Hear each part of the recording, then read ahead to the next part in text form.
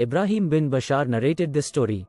While I was walking towards Kufa with Ibrahim bin Adham, he stopped beside a grave and invoked Allah to have mercy on its dweller. Whose grave is this? I asked. It is the grave of Hamid bin Jabir, said Ibrahim. He was once the leader of all the townships that are in this area. What was so special about him? I asked.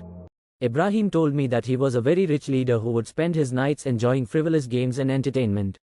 One night he fell asleep and saw a dream in which a man was standing over his head, said Ibrahim. The man had a book in his hand, which Hamid grabbed and tore open. The words inside were written with gold ink. They ran as follows.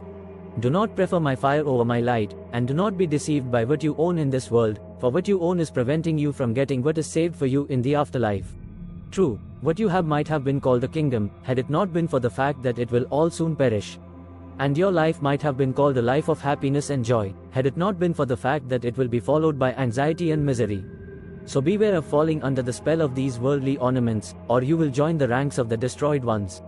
And march forth in the way, which leads to forgiveness from your Lord, and for paradise as wide as are the heavens and the earth, prepared for al-Matakun. Hamid then woke up in a terrified state, continued Ibrahim. Resigning from his post as leader, Hamid betook himself to this mountain, where he led a simple life, doing menial work to maintain his physical upkeep, but dedicating most of his time to the worship of Allah. I came here once and met him. By keeping company with him, I found him to be a noble man. I would thereafter continue to visit him until he died. The moral of the story is a caution against becoming overly attached to worldly possessions, power, and pleasures, as they are temporary and can distract from the eternal rewards of the afterlife. It emphasizes the importance of prioritizing spiritual and moral values over material wealth and status. The transformation of Hamid bin Jabir, who abandons his luxurious life to live simply and devote himself to worship, serves as an example of repentance and the pursuit of a righteous path. The story also underscores the transient nature of worldly success and the ultimate significance of preparing for the afterlife through good deeds and piety.